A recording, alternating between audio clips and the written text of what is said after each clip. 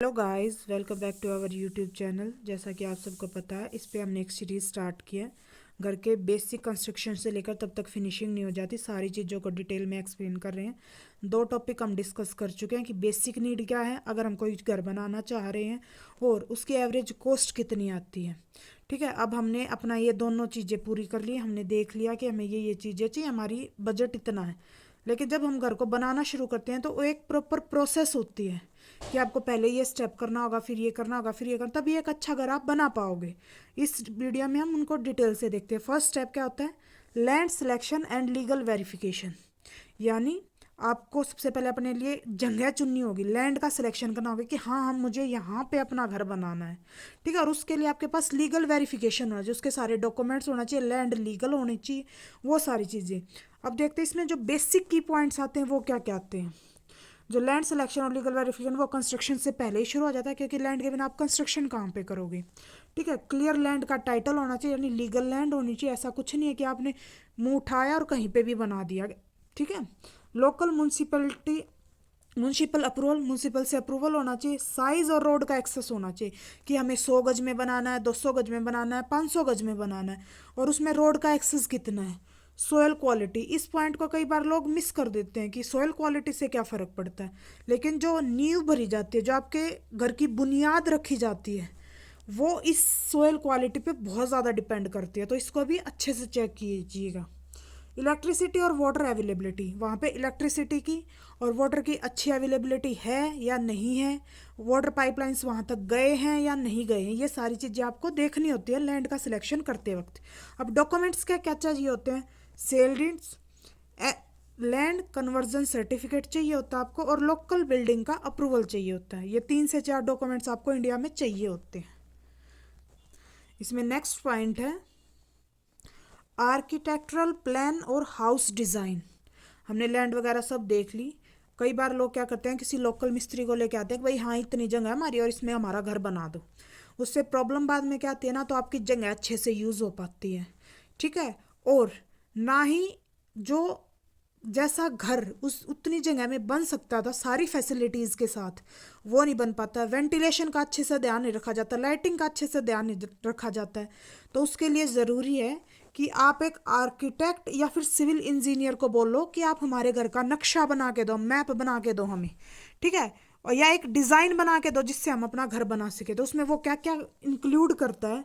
Floor का design, structural design कि भाई प्रॉपर वेंटिलेशन हो, प्रॉपर लाइटिंग वगैरह सारी चीज़ें अच्छे से हो, इलेक्ट्रिकल प्लान, लाइटिंग वगैरह, प्लम्बिंग, वाटर सप्लाई, एलिवेशन का डिज़ाइन कि बाहर से अगर कोई देखे एलिवेशन कैसा आपके घर का, कि हाँ देखते ही ऐसा होना चाहिए कि भाई अच्छा घर बना है। और 3D विजुअलाइजेशन, वो आपको सारी चीज़ें 3D में विजुअलाइज करके दिखाता है कि बनने के बाद ये चीज़ ऐसी लगेगी, ये चीज़ ऐसी लगेगी। इससे आपको एक प्रॉपर आइडिया रहता है कि हाँ हमारा घर बनने के बाद ये ऐसा दिखेगा। तो ये एक बहुत इंपॉर्टेंट स्टेप है जो मोस्टली लोग कुछ पैसे बचाने के चक्कर में इग्नोर कर देते हैं। नेक्स्ट पॉइंट है इसके अंदर site preparation and layout making. इस स्टेप के अंदर क्या होता है? इसमें साइट को प्रिपेयर किया जाता है, यानी जहाँ हम घर बनाने वाले हैं उसको घर बनाने के लिए अच्छे से प्रिपेयर किया जाता है। क्या क्या होता है? क्लियरिंग वेजिटेशन एंड डेब्रिस, यानी वहाँ पे कोई घास फूस पेड़ पौधे मतलब ऐसा कुछ उगा हुआ है तो उसको साफ किया जाता है। लेवलिंग द लैंड, लैंड को एक लेवल पे ला जाता है। ऐसा नहीं है कहीं ऊंची है कहीं नीचे है, कहीं ज़्यादा मिट्टी है कहीं कम है, तो उसको एक जैसा किया जाता है। ठीक है, और घर का लेआउट बनाया जाता है लाइम पाउडर और स्ट्रिंग्स को यूज़ करके कि हाँ भाई यहाँ पे घर बनने वाला है और हम एक बेसिक लेआउट घर का ये बना रहे हैं यहाँ पे।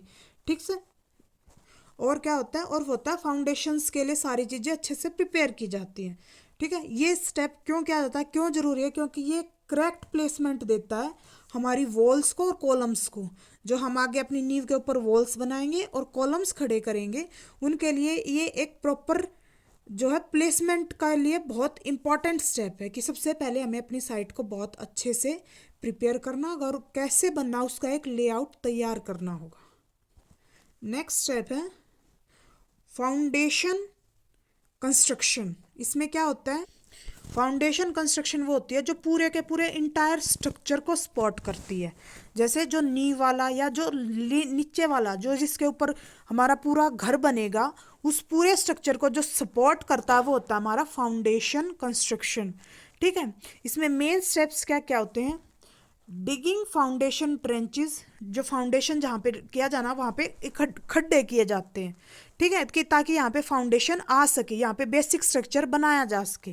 ठीक है, प्लेन सीमेंट कंक्रीट को ऐड किया जाता है, स्टील रीफोर्समेंट प्लेसमेंट की जाती है, आरसीसी कंक्रीट को ऐड किया जाता है और बीम का कंस्ट्रक्शन किया जाता है। ठीक है, देखो जैसे यहाँ पे आप देख रहे हो ये सरिये वगैरह और यहाँ पे ये कंक्रीट वगैरह डाल रहा है, तो इस तरीके से ये एक बेसिक स्ट्रक्चर, एक फाउंडेशन स्ट्रक्चर तैयार कर रहा है जो हमारे आने वाले जो टाइम में हम जो घर बनाने वाले हैं जो उसके पूरे इंटायर स्ट्रक्चर को ये चीज़ें सपोर्ट करती हैं।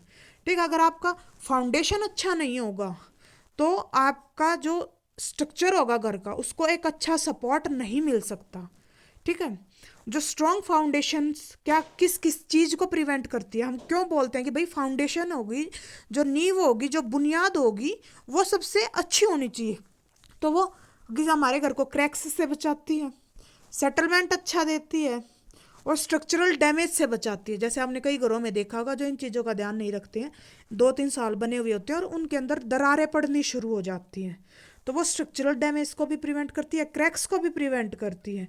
ठीक है, तो ये एक बहुत इंपॉर्टेंट स्टेप है और ये कहावत तो आपने सुनी भी होगी कि घर अच्छा बनाना है तो नींव सबसे अच्छी होनी चाहिए, उसका फाउंडेशन कंस्ट्रक्शन सबसे अच्छा होना चाहिए। ठीक है, नेक्स्ट स्टेप है हमारा column beams and structural frame. Foundation construction हमने कर लिया, नींव हमने अपना बना लिया, बेसिक हमने बहुत स्ट्रॉन्ग बना लिया। अब इसके बाद नेक्स्ट स्टेप क्या होगा? वो होगा कॉलम्स या बीम या जो स्ट्रक्चरल फ्रेम हम खड़ा करते हैं अपने घर के लिए, उसके अंदर क्या क्या आता है? RCC columns. कॉलम्स क्या होते हैं? देख जैसे बीम खड़ा है, ये वाले होते हैं बीम्स। ठीक है, स्लैब डालते हैं हम लोग। ठीक है, और लोड बियरिंग एलिमेंट्स, ताकि लोड आए, जैसे जैसे स्ट्रक्चर पूरा होगा या स्ट्रक्चर बनेगा उन पे हम लोड पड़ता है तो वो लोड बियरिंग एलिमेंट्स को भी ऐड किया जाता है। ठीक है, जो ये कॉलम्स बीम्स और स्ट्रक्चरल फ्रेम होते हैं वो हमारे हाउस को एक स्ट्रेंथ और स्टेबिलिटी प्रोवाइड करते हैं। ठीक है, सबसे पहले फाउंडेशन स्ट्रक्चर बहुत अच्छा होना चाहिए, उसके बाद जो होगा हमारे बीम्स कॉलम और स्ट्रक्चरल फ्रेम अच्छा होना चाहिए, क्योंकि इसी पे हमारे पूरे घर का जो स्टेबिलिटी और स्ट्रेंथ है वो चीज़ें डिपेंड करती हैं। 5 पॉइंट्स को हमने इस वीडियो में डिस्कस किया और जो बचे हुए पॉइंट्स है वो हम नेक्स्ट वीडियो में डिस्कस करेंगे, क्योंकि वीडियो नहीं तो बहुत लंबी हो जाएगी। तब तक के लिए अगर पसंद आ रहा है तो please like share and subscribe my channel.